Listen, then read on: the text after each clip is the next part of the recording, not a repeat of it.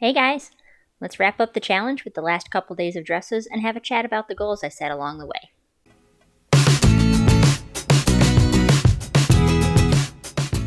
Day 29, I wore the little blue one again. I wanted as much breeziness as possible with weather straight out of Satan's armpit. This time I wore it with a tan cropped tee over top, which is actually one of the pieces that I struggle to get rid of in my wardrobe because I really don't wear this shirt for anything except wearing over top of this dress. But I do really like the way it looks as a top with this dress, so it tends to stick around. With the heat, it was my mission to stay indoors as much as possible. The dash to the curb with the trash cans was already sticky and miserable. But that's fine, because Mondays are typically a reset day for me, and this was no exception. It was a great excuse to just keep everybody indoors for the day, because, oh my gosh, it was disgusting. Monday was terrible. My mind was already turning to life after 30 days of dresses, though, and reflecting on what I've learned from it. But we'll get to that part in a minute. Day 30, our final day of the challenge, I finished in my little orange dress. Again, because the weather was stupid. If you've been following along, you know Tuesdays are grocery days. And this particular Tuesday, we got a car wash afterwards so that I could vacuum out the van. The goldfish population had gotten a little out of control back there. After we were home, I also went back and counted how often I wore each dress over the course of the challenge. There were 4 that got worn 4 times each, 3 of them worn 3 times, 1 worn twice, and 4 worn only once. And 5 that weren't worn at all. Now, some of those were occasion mismatches or long sleeved and not seasonally appropriate, so I'm not necessarily axing all of them outright. Now comes the hard part, though. What do I do with that information? I'd be pretty happy with only keeping the stuff that was worn 3 or more times, but I'd be losing a couple of very sentimental dresses and one I didn't think I could wear often until I actually did finally wear it 20 days in. I also know that laundry played a factor. There's a couple of times I definitely just pulled straight from the clean laundry basket without really choosing which dress I wanted to wear. Like I just pulled it out, it was a dress, so I put it on. I didn't pick that dress on purpose, you know? So do I take that at face value? Like, I didn't like this dress enough to choose it when it wasn't the easiest option? Or should I do some sort of wait for the fact that, oh, I literally just chose this because it was easier than taking one off of the hanger? Because, to some extent, the fact that it was in the laundry in the first place meant that I had liked it enough to wear it already, so why wouldn't I wear it again, you know? It's I'm probably overthinking this again, but these are the things that are going through my head. There were kind of some surprises, too, once I actually looked at the stats. I really thought that I would have worn raindrops more than the cotton floral, but with so many hot days, the cotton floral one, because it was cotton, won out.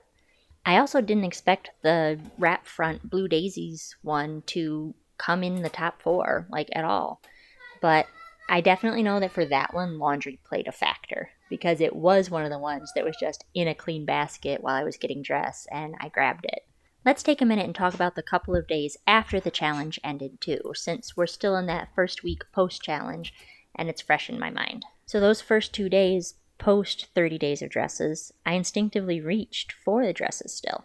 Part of that was, again, the laziness factor since they were sitting in my room in a basket of clean laundry I hadn't put away yet, but it didn't even occur to me to open my closet and look for something else Wednesday.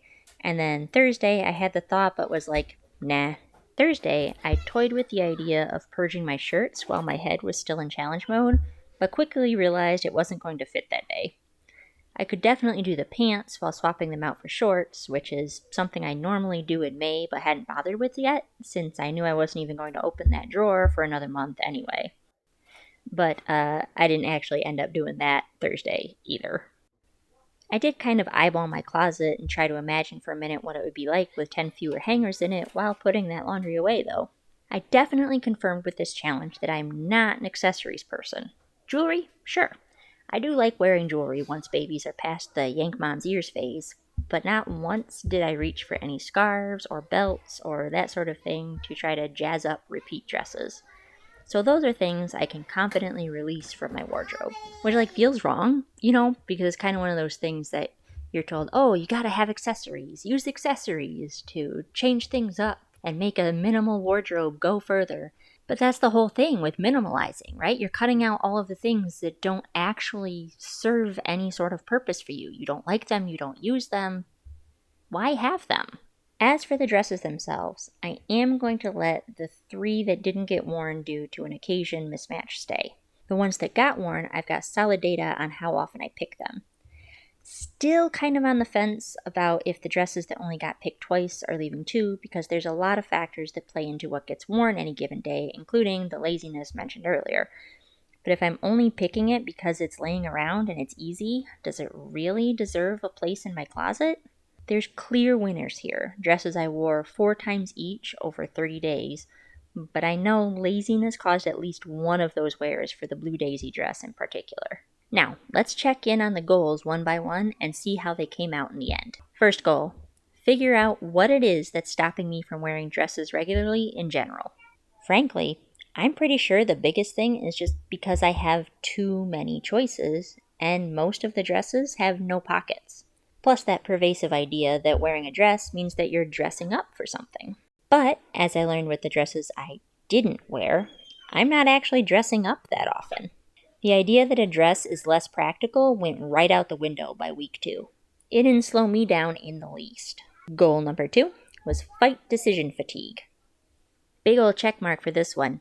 It was seriously so much easier getting dressed every morning, not trying to decide a top and a bottom, and the fact that it's so much easier carried right on through the week after the challenge ended. I'm actually contemplating continuing to wear only dresses straight through the summer because it streamlined my mornings so well. And it doesn't seem like a big thing, but when you think about all of the choices that you have to sort through any given day, pulling some off of your plate really does do a great deal for the mental load that you carry that day.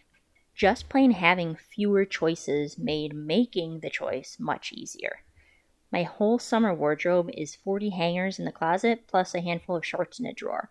So that's a lot of options. Nothing crazy, but it's still more decision making than picking one thing out of 17 options. Even with me choosing to wear a slip with most dresses, since it's not something that's seen, all I really had to do is grab one and put it on. It didn't matter what color it was or anything.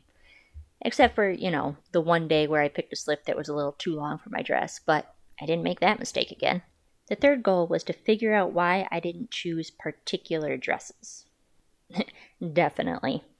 I remembered very quickly why that yellow one sat around and discovered some upsides to dresses that I'd been passing over. Turns out, I'd been ignoring a dress that I didn't have to be. I also saw some real downsides to some dresses. A lot of mine are polyester and not great when it's super hot, which it has been, like half of this challenge. The longer dresses are also kind of hard to get up off of the floor with. I prefer a length between the knee and mid-calf for everyday wear, I'm thinking. I do think the wrapped front ones might have stretched a bit in length over the years. I don't remember having to lift them going upstairs when I got them. Goal number 4, and possibly one of the more important ones, was to declutter and simplify my wardrobe. Okay, so while I've only physically removed one dress so far, I have data to inform my wardrobe choices, both for ditching more dresses and other stuff in my closet. Living with the simplified decision making has empowered me to slim down the contents of my closet in general. I'm hoping the distance from wearing any of my shirts will help pull the overthinking out of the equation and help the process along. But as you heard earlier in the video when I was talking about that tan shirt that I really only wear as a cover-up for the blue dress, it might be easier said than done. But now I have the experience to be able to ask myself if I like having the item more than I liked having the peace of having fewer decisions to make while getting dressed. And I think that's going to go a long way. And, big win here when you're trying to declutter, I successfully went all 30 days without buying not only any new dresses, but no new clothes at all, which, with how often I hit the thrift, is an accomplishment. I got through 4 thrift trips and June Prime days with 0 clothing purchases. So, the big question, was the challenge a success? And I can most definitely give you a good, confident yes to that. I feel like I really learned a lot about my clothes and why I choose or don't choose particular things in the station of life that I'm in right now. And did get a good handle on what some of my hangups are that are maybe societally input as for how I go through that decision making process. And, that's all very valuable information to have gained. Even more so, I've gained the confidence to make real decisions about what I am bringing into my home and what I am putting on my body and wearing what I like and what I am comfortable in, regardless of what other people might think looking at it. Which I know sounds like some like garbage that we all should have gotten over by the time we're in our 30s, but I mean, it is a thing that sticks with us. I did feel some of that pressure of this like sideways glances I was getting while bowling in a full length dress. And earlier I was mentioning how it feels wrong to get rid of something that I'm not using because it's something that, air quotes, everybody has. Like, who doesn't own a belt? Well, I'm about to not. And I really think that making it 30 days and not like 2 weeks or something was a good call because it not only crossed over that 21-day habit forming threshold, but it went past that in a way that let me see what it's like once the decision becomes effortless. You know what I mean? Like, it was actually a good preview of what life would be like if this was just a permanent decision. I've always been a little bit capsule wardrobe curious, and I think this challenge was a great way for me to explore the idea without making the full leap, because I do still have those other clothing items and I can reintroduce them into my wardrobe, but I can be more selective about it, knowing what I know now. So then the question becomes, what's next? Well, for one thing, I am going to actually declutter my wardrobe now while I'm still in the mode of having that reduced decision making. So be on the lookout for that aftermath video. And two, I think I'm going to do this again during the cooler months. Probably September or November. More likely November than September because our Septembers lately have been pretty toasty still around here.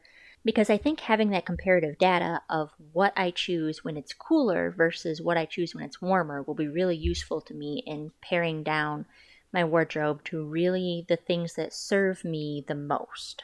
I do live in a state that very much has all 4 seasons in their different iterations, so I don't think I'll ever truly be able to get to the point that I just have an all seasons wardrobe where I'm wearing everything at some point in all of those seasons. But I do think I can reduce the amount of stuff that I'm packing away during the off seasons. Well, that's all I've got for this one. Thank you so much if you have been following along with me these last 30 days, and especially if you've been going right with me and wearing dresses for all of it.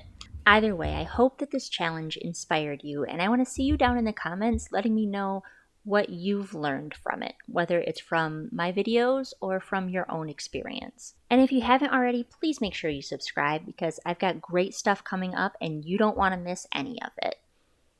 I will see you guys next time. Who's a handsome boy? That's why